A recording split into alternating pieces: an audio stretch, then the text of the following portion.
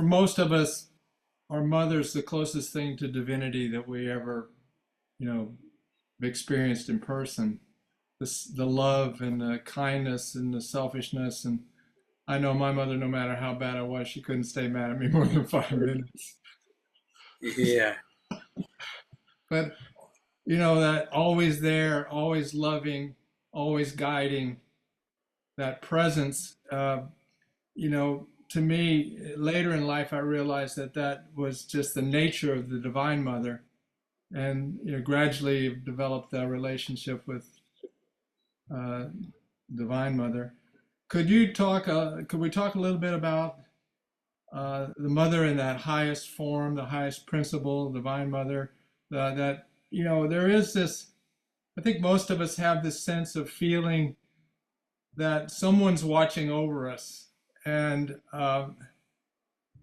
that in protecting us and guiding us. And, you know, yes, that may be our own conscious of existence, but for me, that's always been the kind of the mother thing because that's what my mother, my own mother, yeah. identified. One of the conceptual stories I heard from Swamiji, which is so beautifully meaningful, what he spoke. Don't know where he heard or it was his tapas experience or coming from himself. It was wonderful. He said कि in the beginning of creation, when ferociously the consciousness arose, came to be known as Rudra. Rudra means ferocious. Because he had appeared in the space, he shouted, Ki, who am I? How did I come into existence like this? Then a voice deep from deep in the space uttered, Ki, you sit down into lotus posture, concentrate your mind and sight in between eyebrows, and just keep watching there. You will know the secret of yourself. So, thus he went deeply into samadhi, and the creation could not continue. Then again, Brahma, Vishnu, Shiva, Deva all got created. Means enormous amount of consciousness arose to create further. But what happened? Again, in the ferociousness, a amazing fire came into existence, and whatever was created, that was being engulfed by that fire. So then now all the Brahma, Vishnu, Shiva, and the first yogis that's mentioned in Indian philosophy, Sanaka, Sanandana, Sanat Sujata, Sanat Kumara, they all prayed to that fire to get transformed into the concept of a mother and give away the world from its womb. Because they thought of this concept of mother in such a beautiful way. Mother is the one who would unconditionally forgive. She would not expect her children to apologize even. She would have forgiven. That is beautiful concept of mother and cares for her children. She loves. For this, another beautiful story is there a small brief. When sage Narada asked, why is that a child gets so much attached to its mother and the mother is so much attached to its child? Halki, Lord Vishnu says, I will show you. They go to a village on the outskirts where the ladies used to come to have a bath in the canal bund and wash their clothes and go. So there Lord Vishnu lay down as a small baby child, baby boy. It was very sweet. So all the ladies who were coming, they took the baby and kissed and then kept it and then went away for its work. Then God came and told, look, Narada, if any one of them were my mother, they wouldn't have left me alone like that. They would have taken me into their care, nurtured, looked after me, saw to it that I grew up very well. They wouldn't have simply given up like that. That is why the mother is needed. Mother is the first relation for anybody in Indian spiritual culture also, Mata comes first, then comes Pita, then mother first and father afterward. Guru is the third place and God is last. Mata, Pita, Gurur, Devo, Bhavaha. Like that they have mentioned always. So this story Swamiji used to tell. So we all received such guidance and inspiration from our mothers. My mother taught me the Bhakti Marga in its right sense with a scientific sense of making. She always used to tell, always there are two sets of teachers. One is the saint class, which who will talk about their experience and follow their teachings. Others, priest class, they may interpret and misinterpret to their convenience. Don't bother about such superstitious, blind beliefs. Go for a real experience. Like that, we got guidance from our mother. We learnt the chants sitting next to her lap. So that was how mother we all cherish. And I am sure all of you will have same fond memories about your mothers. Such a wonderful thing about Mother's Day. For us, yearly twice we celebrate 9 and 10th day Vijayadashmi of the great mother's concept there. Ma Durga, Ma Chamundeshwari, manifesting and killing the demon Mahishasura, the buffalo faced one. So that is celebrated. So in every way, yearly twice. So that, of course, for us, every day is a Mother's Day. We would touch her feet and take blessings. Thank you, Baba. Baba, the term Hiranya Garbha, which translates to golden womb or golden egg, uh, Yes, that that concept in philosophy is the egg that holds all possibilities, all anything that could exist, manifest, is there in the womb, which you imagine the womb of the Divine Mother. Um, could you talk a little bit about that concept of the Hiranyagarbha, the golden womb? see, that's why the divinity Parabrahma is supposed to be in the Garbha, it's Garbha. Kathopanishad talks, when the divine wanted to create, there was nothing else was there other than the divine, all pervaded in supreme consciousness. So the divine took out from itself as a raw material and created this universe. So this suits what Einstein says, when the universe expands, along with that the truth also expands. And that is why in all Indian temples, after crossing three quadrangles, which is the symbolically sattvic, rajasic, and tamasic, then you come to the Garbhagriha. Sanctum Sanctorium is known as the Garbhagriha, where the final, the source of all creation, source of everything else, is the Parabrahman is situated there. There you realize your real self. So when you go introverted mentally, when you achieve Nirvikalp Samadhi, that is when you enter the Garbhagriha, Garbha of your real ultimate truth. That is the divinity, that is the real mother. You go back to the womb of your mother, that is the golden egg, golden Garbha, that is known as. Nice. Thank you, Baba.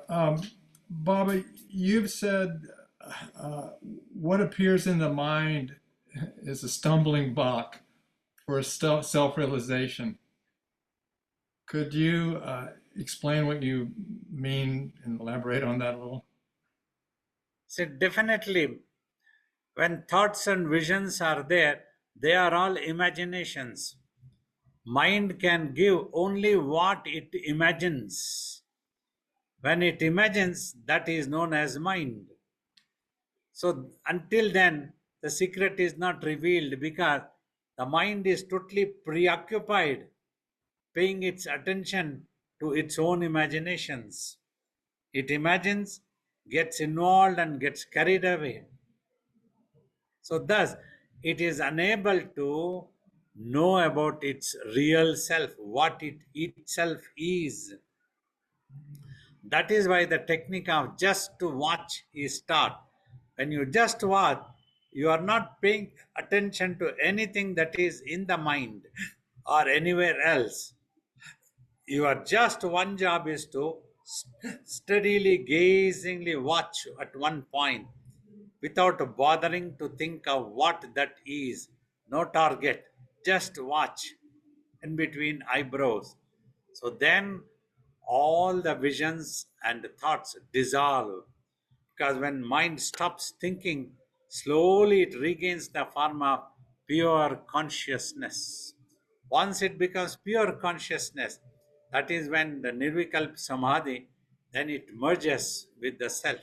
It gets absorbed into the real self, that garbhagraha, that is the sanctum sanctorium, where the ultimate truth is hidden and exists in total mahasamadhi. So, Baba, with meditation, yeah, then you realize that its consciousness is watching itself, not consciousness watching the mind. Yes, if consciousness watching the mind means there has to be thoughts and vision, then it will get carried away. So it has to watch itself. Consciousness has to watch itself. That means it has to become aware of itself, because it is not a dual entity which watches through the eyes. It simply becomes aware of itself. When it alone exists, it realizes that. So, to do that, the meditation is to stop the mind from thinking or imagining. And when the mind stops, what's shining forth is yourself. That is the idea of the meditation. That's why I stopped talking about visions and thoughts much. Even if many people try to ask, I get to see colors, what is this? I get to see. So they get excited and they want me to endorse as if they are elevated highly and they are highly elevated spiritual soul. I stopped encouraging all such things. If at all you get to see any vision, use it to simply focus, simply watch, and don't try to think about it. Even if you think it is God, don't try to think about it. Just watch so that you can merge with it. So that is more important. So that is why I always tell that you just have to watch and do not do anything else. So, Baba, back when I had more, feeding my mind more of those thoughts of, celestial worlds and deities and things, used to have those kind of experiences. And now, I've been doing your meditation for 20 years, just about. And, now sometimes I wonder if I'm going backwards because it's just still, there's not, there's nothing there.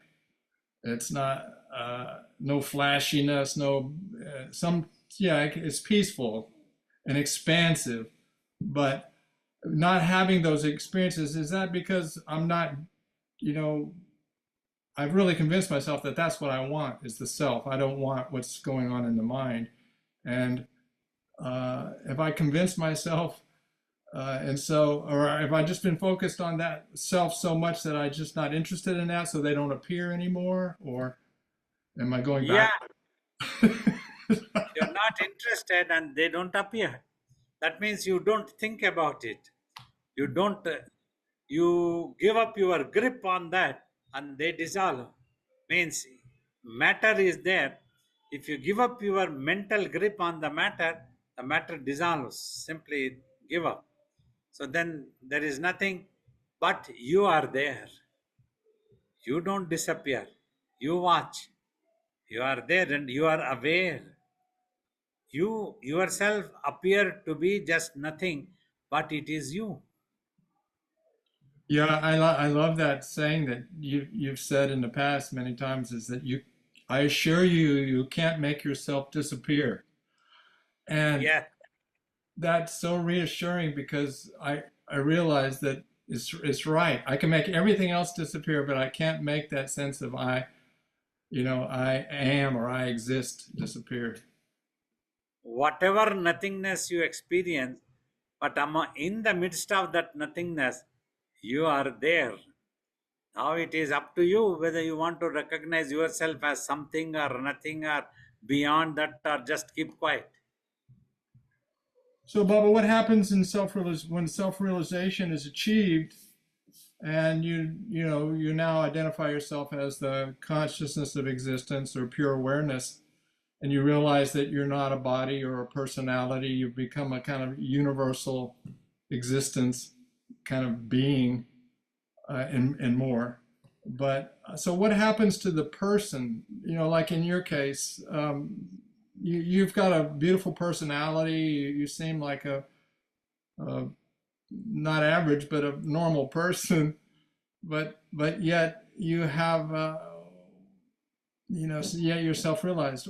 What happens to the person after self-realization? See, for the self realized, that person has disappeared, is not there because he was never there. Hmm. A certain thing disappeared which had never appeared, that type of thing.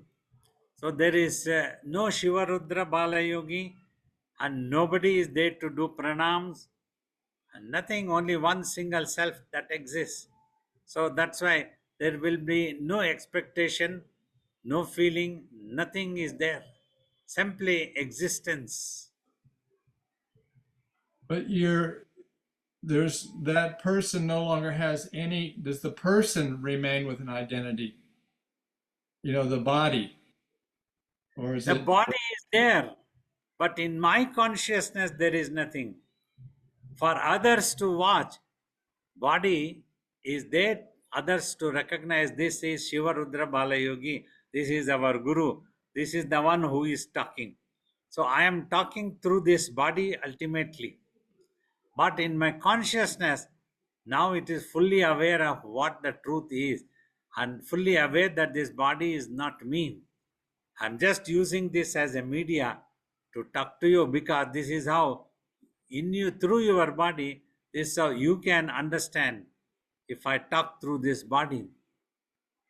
So it's kind of like entering the dream. Entering the dream to make other person who is dreaming, to Okay. make him understand that you are dreaming. Right, right. So, Baba, is that something like the difference between waking state and dream state?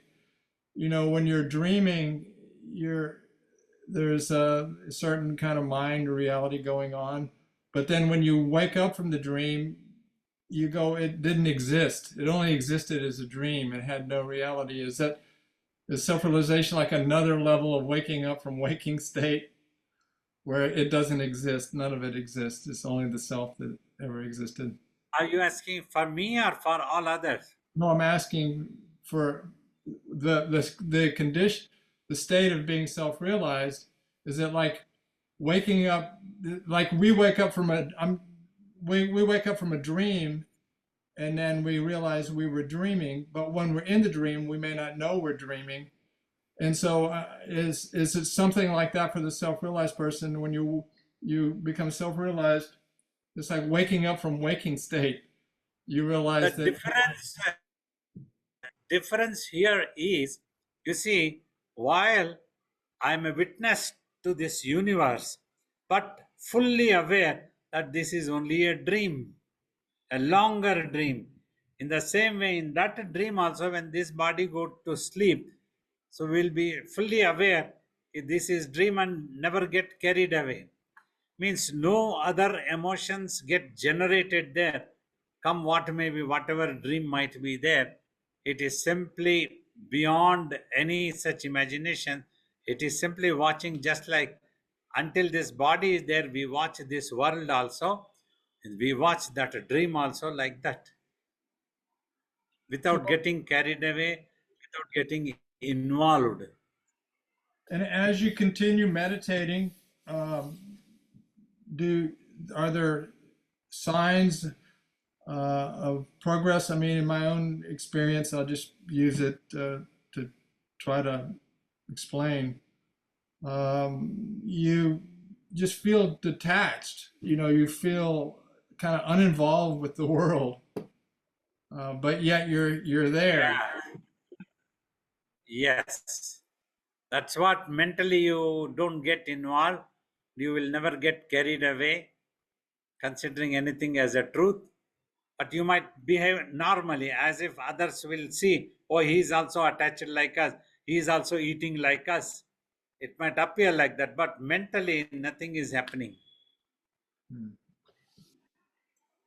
Long ago, I remember after my tapas, I was visiting another country. The host brought me beautiful dishes, several dishes in a big plate. One devotee was there. He commented, "Oh, how lovely to be a yogi. We will also be treated like that for so many dishes." I said, "Ki, if you want to enjoy the dishes, never become a yogi. Because once you become a yogi, you will never have any idea of all these things. You will never enjoy anything. Simply mechanically, you will eat. That's it, finished." Bob, is that Like that. because you attain such a level of fulfillment that there's just nothing that the mind or the world can contribute to up that? You know, normally, you know, you think of acquiring another dollar or another experience or something. The mind's always looking for something a little greater, but I could see you get to a point where there's nothing can be added. It's full. It's completely full. Definitely. 2 points about this. The world cannot contribute anything to the real self because matter cannot get in touch or give anything to infinity. For the matter, infinity is just nothing. So, just like for the matter, the space appears to be void and just nothing. It has nothing to contribute for the existence of the space. Even if disappears, space will always be there.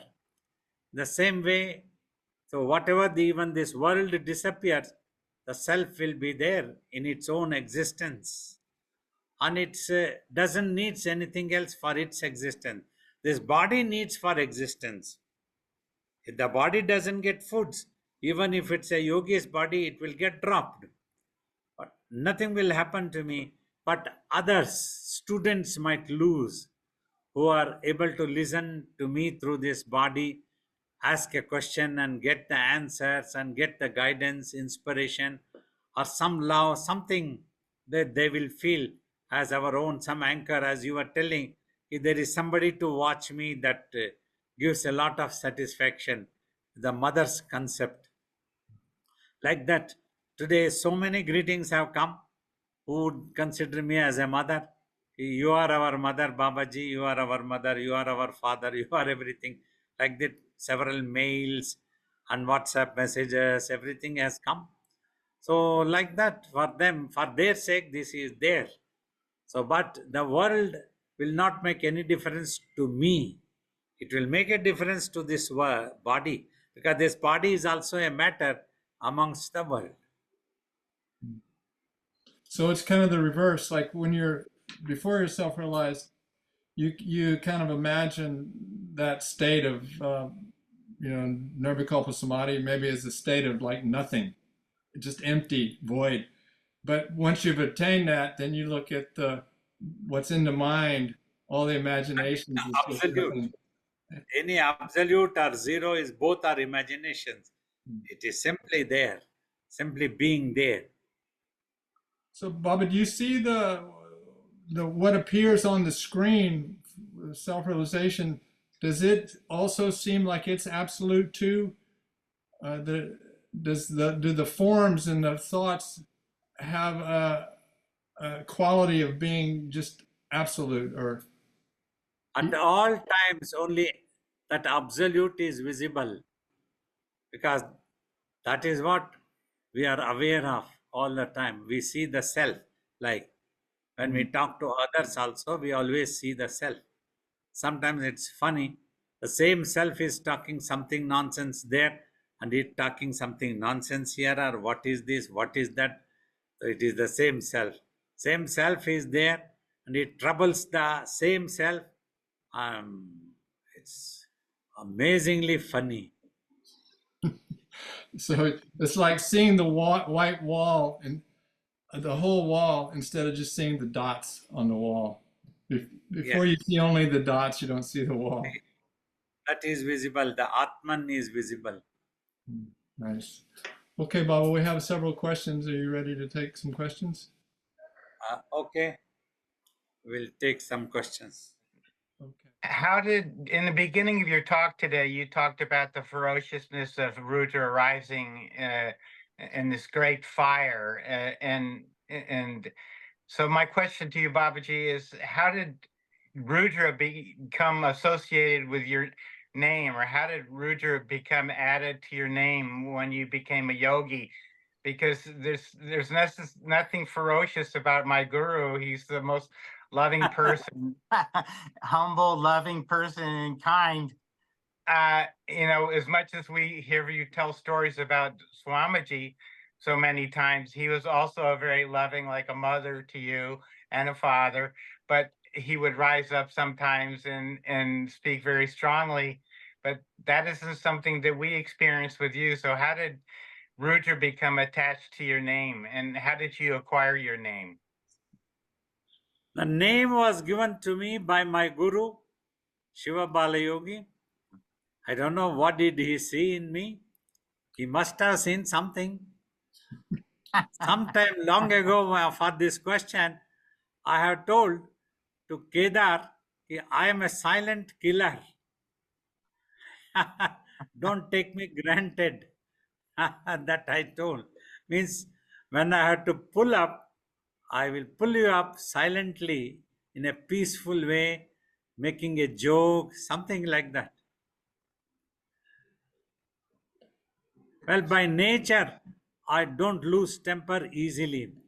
But if I lose temper, that is the rarest of rare cases. If anything happens, then I will take what I need. It's just there's so much irony for me in having you're having Swamiji's name with Rudra added to it. It says, "Where is this Rudra I've never seen?" The Rudra has gone into Samadhi. Nirvikalpa Samadhi. Baba, I've never seen you angry, but I have seen you get really forceful once or twice. I remember one time, just sharing this, one time we were on the roof of the ashram in Dehradun, and they were shooting off fireworks. And the younger kids were getting a little careless, and they were going everywhere, all around the ashram grounds, and looked like they could start a fire or hurt somebody. And I definitely saw some Rudra. Yes. Sometimes you should ask this question to Ambaji Clifford. Ambaji will be able to tell. Today she is taking rest. She had a minor surgery, so she is unable to be here, but she is recovering and well. So sometimes next time when she is around, sitting here, you can ask this question about Rudra to her.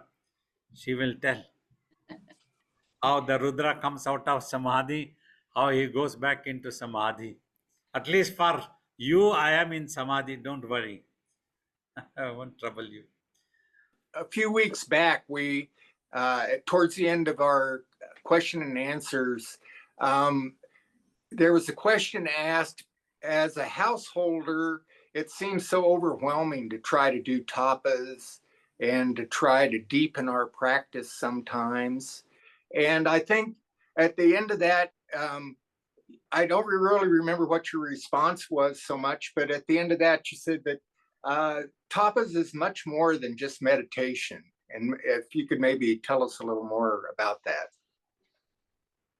Yeah, to understand, when you are able to keep the mind totally quiet and just watching for 1 hour, that is real meditation.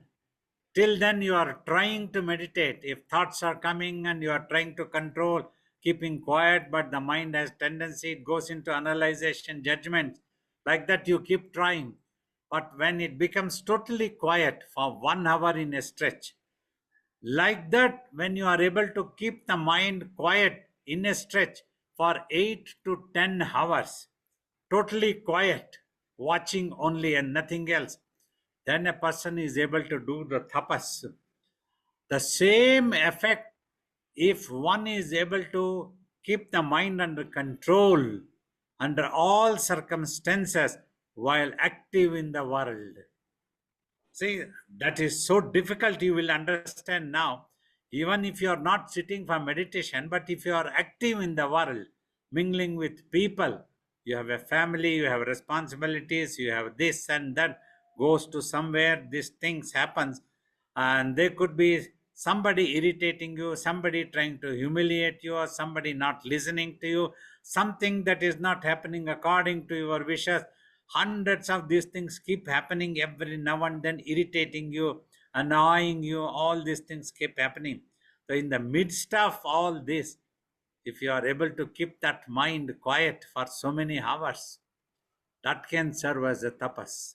That can give you the fruits of the realization. That's what we could do for 20 years by the grace of our master, by his training. Under any humiliation or under anything, we just thought, "Okay, this is my master testing." If others behaving like that also, we used to keep quiet. Some of our friends even wonder, why do you keep quiet? Why don't you react? They will sit you on your head. At least you should act that you are annoyed. If you are not getting annoyed, act that you are annoyed. Like that, my friends used to tell me. He kept quiet because, as a priority, self was the need, self realization.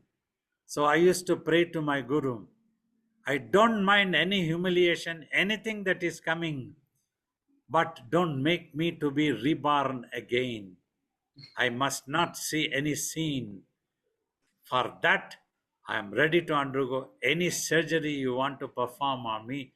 No problem. I won't have any complaint to you.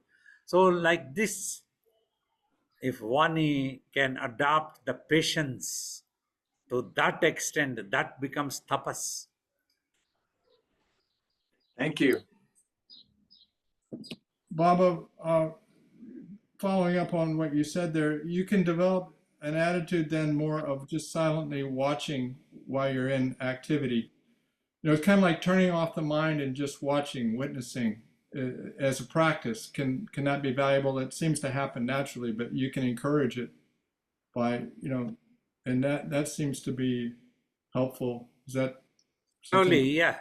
Slowly, that can become like a practice when you have to see this world is a big challenge.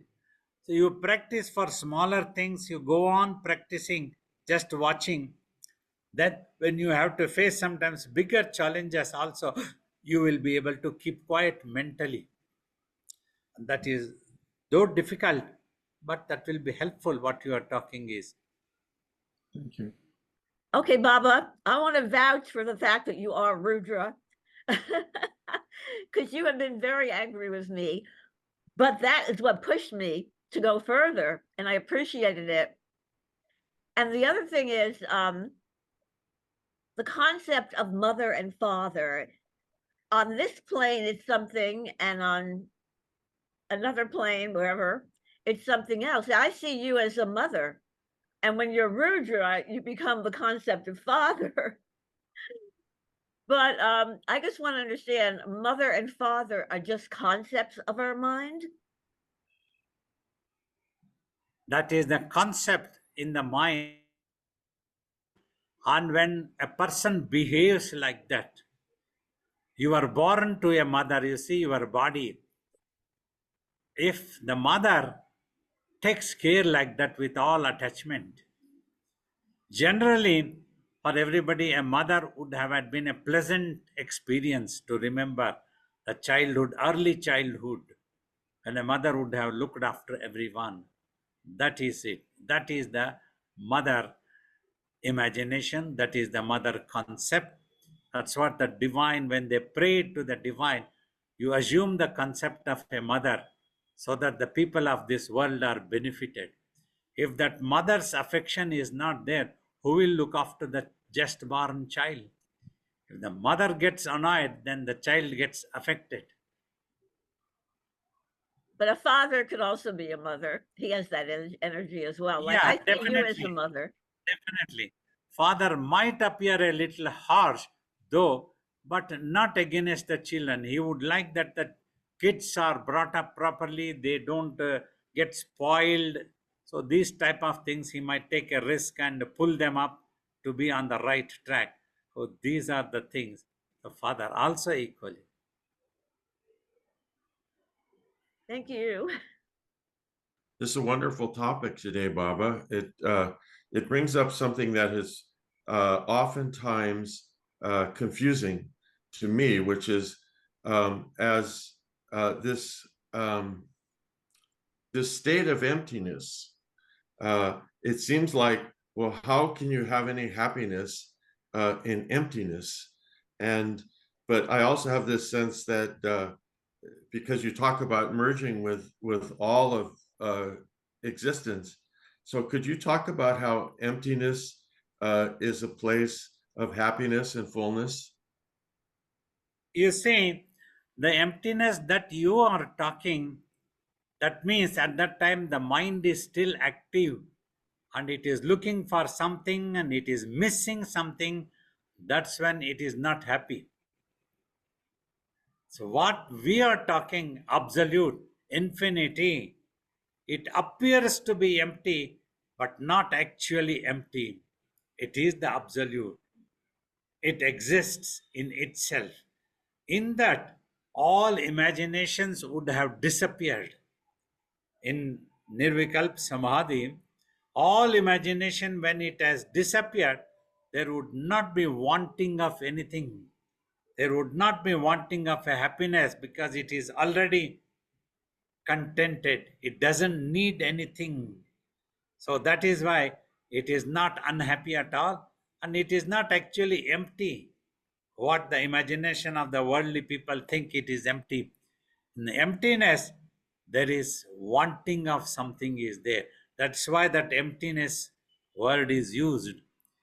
Actually, in infinity, absolute word is used for better understanding. That truth, that ultimate truth is absolute. It's also the divinity. Like that, the words have been used. It is not an empty and it doesn't need any happiness. It is already happy. It is happy already because it doesn't need anything for its existence. All right. Well, thank you. Pranam Babaji. So you answered a bit of my question with Susan, but I have a bit more I'd like to touch on. The principle of gender, of male and female, has always seemed to me like the highest principle and the highest concept that we have here in the world, because in order for the world to go on, both are needed for any creation or for anything to exist. But is this principle, is it present on all planes of existence? Was it there with Brahman since the very beginning, or was it did the male and female principle or concept only come into being once it was necessary in this material world for propagation? In the beginning of the creation, any concept would not have had been there. But just then an illusion was needed so that you don't try to trouble the ultimate truth. Mother gives toys to the child so that the child remains absorbed in with the toys for some time and she can work in the kitchen or office or anywhere so that the child won't trouble her, because the moment the child gets tired of the toys, then it will call the mother, it will start crying for the mother. then mother will be forced to take the child. That is the concept of the divinity, the ultimate truth, and then the concept of male, female coming into existence. Yeah, because I thought that, I guess if when we go to existent, the ultimate being Advaita, not two, how could two separate concepts of male and female exist in only one, right? Yeah, in scriptural stories also these things have been mentioned. When the Rudra appeared and he went into Samadhi, so the creation could not continue because there was no illusion. Yes. Then divine thought that there is an illusion that is necessary. That illusion is that toys I spoke, to Okay. give you some concept. Like I have also told, because all of us bodily were born because of our parents. So nobody ever tried to bother to think, who am I? How did I come into existence? These two things doesn't come to human beings or any creature. They all think because of our parents we came into existence. But instead, in this body, if you are made to appear in the space suddenly without any concept, then you would have wondered, my God, how did I come into existence like this? That was what happened to Rudra. Who Yeah. am I then? Then you would have immediately gone back to the self. The Okay. continuation wouldn't have happened. So that's how the illusion was created. Yeah. Hello, Baba. I was listening. I was paying close attention when you were telling the story about going to the dinner after your tapas and how someone said how great everything was, and you said, that's not the way of the yogi or something. And I was thinking, and also as you were responding to other people, so it seems to me, my question is this, it seems to me that we have three responses to life, which is an attraction like to the guy that was attracted to the food, or repulsion to something, or to be neutral. It seems to me that what you're saying is that the responses of the yogi, they're neutral. And yet in this world, we're often taught that happiness comes from following what we are attracted to. So, but it seems like if we follow attractions and repulsions, that that the imagination is then engaged, and that would be just the opposite of what we need to be at peace and to find happiness. Exactly. That's what a yogi is. I am neither get attracted nor repulsive. Like if anybody comes, whoever comes onto the Zoom, they get my answers, listen to my answers. If those people who doesn't come to the Zoom, I'm not repulsive. I don't get annoyed with them. The time is not yet ripe for them. So whoever has come, it is ripe time for them. Like that. Neutral. Neutral. That's why I have peace. I have peace. I'm not worried. I'm not annoyed. I'm not irritated. Because whoever is destined to get my blessing, they are brought by the divine Guru. So I don't have to worry or bother. And this is just the opposite of what the world teaches us, because the world teaches us the least attractive thing is to be neutral, because you're neither this or that. But in essence, that's all wrong. To be Yeah, when you pursue on that path, you never get happiness. After 50 years, 60 years, 70 years, 80 years, you look back, the same peace you have had been looking for since childhood seems to be so elusive in this world. Well, I am certainly going to begin to pay very close attention to when my impulse goes toward attraction or repulsion, and try to bring it back to being just neutral about everything. Because the nature of the matter is impermanent, including your own physical body. So that is why it cannot give a permanent happiness because it doesn't going to be existing permanently at all.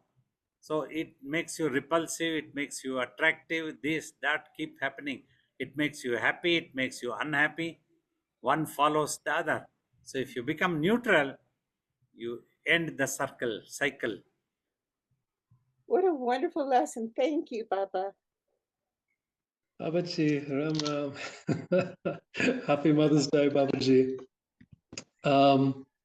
Baba, Mother's Day is always a big struggle for me. Everybody is celebrating their mother. My mother was a very violent person, and she remains so to this day.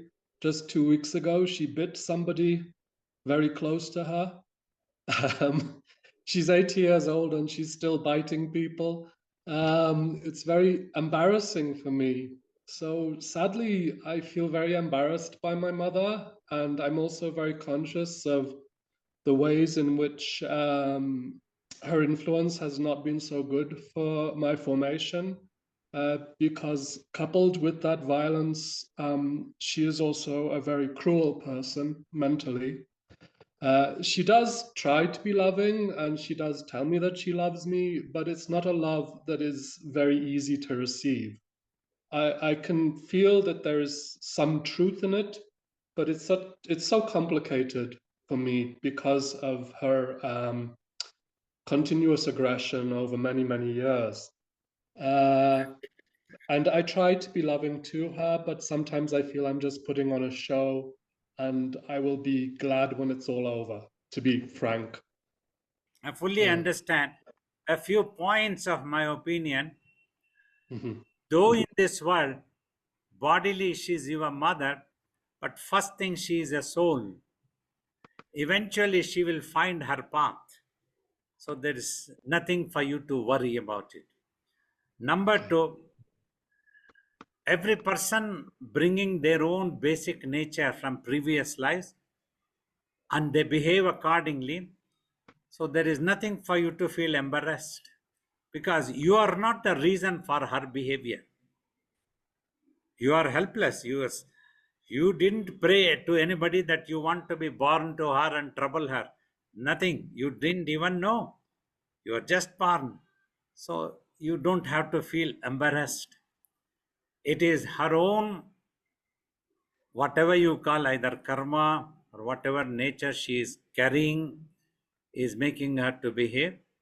So what you can feel is you can feel sorry and you can pray for her. May this soul get peace, at least in its next life. Oh Divine, please help the soul to find its proper path. For whatever reasons that it has been behaving like this in this life, the body, the brain, whatever way it has become challenged like that, it's sad that it's behaving. But none of us are the reason for that, its own karmas. So you pray. So thus you will also get some peace, some better understanding, and you will come out of that bondage of attachment in a neutral way. As a saint, you pray for her. May that soul find its peace.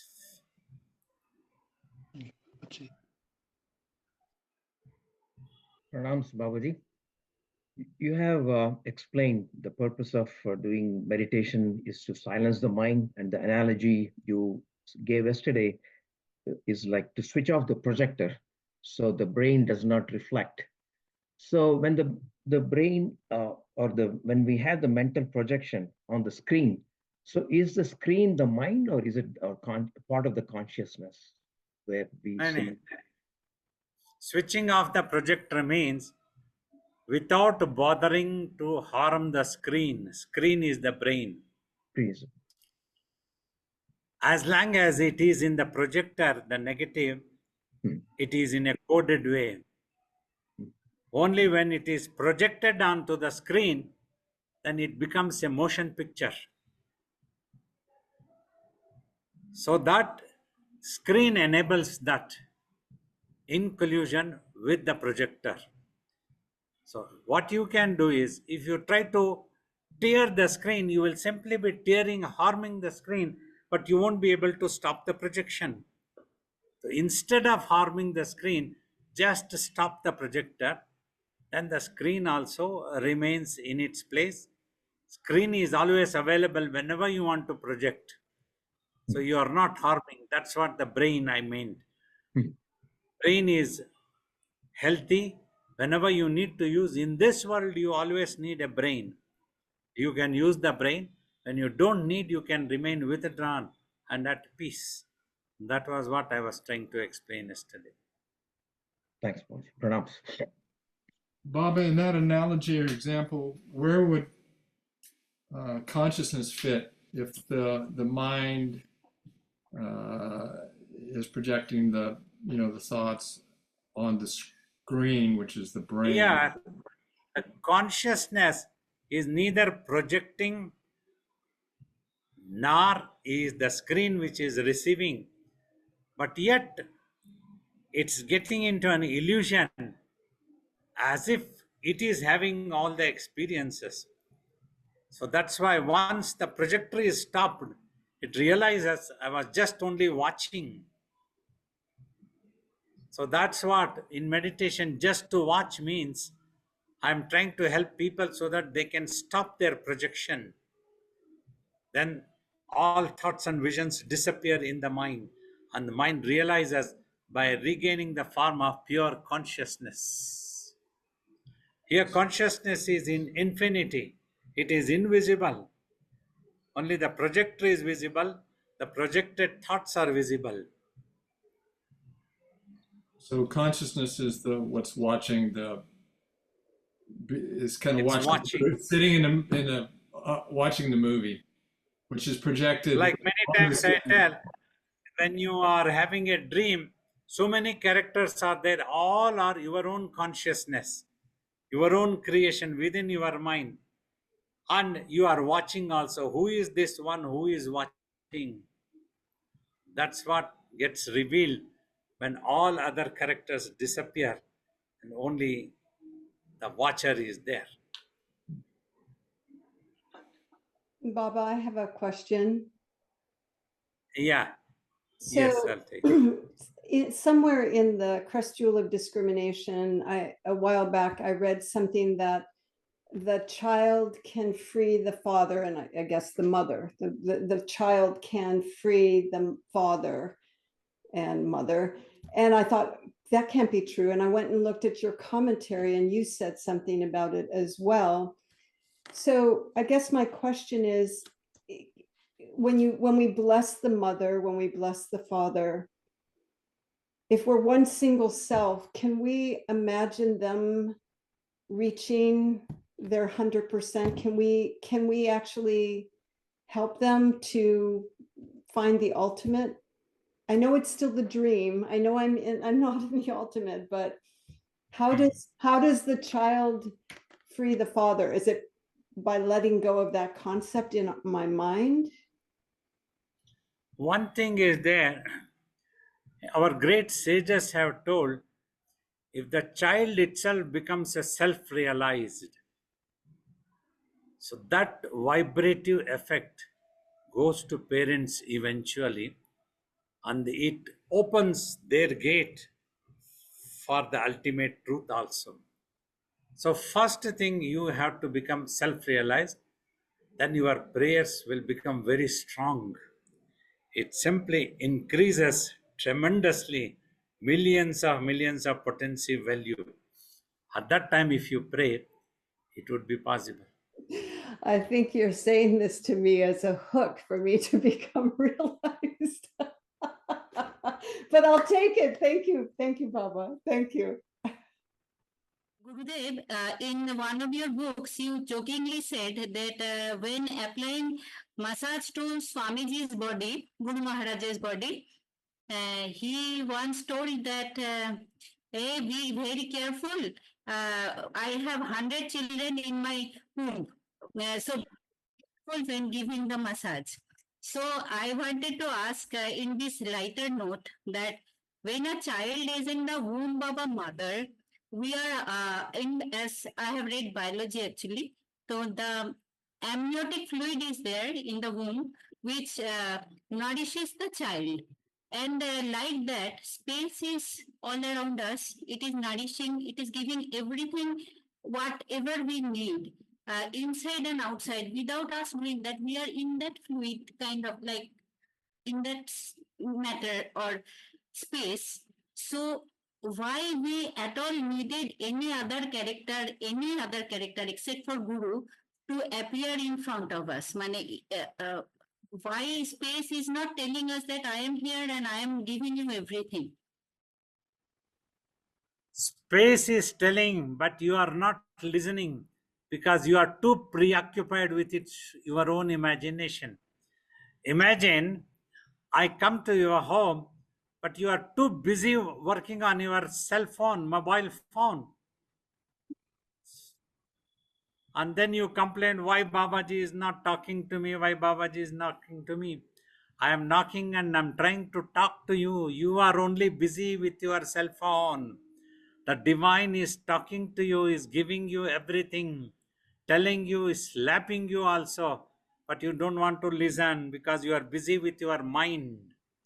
So in meditation, if you get rid of that, then you will get to listen to the divinity who is calling you. That secret will be revealed. Blessing.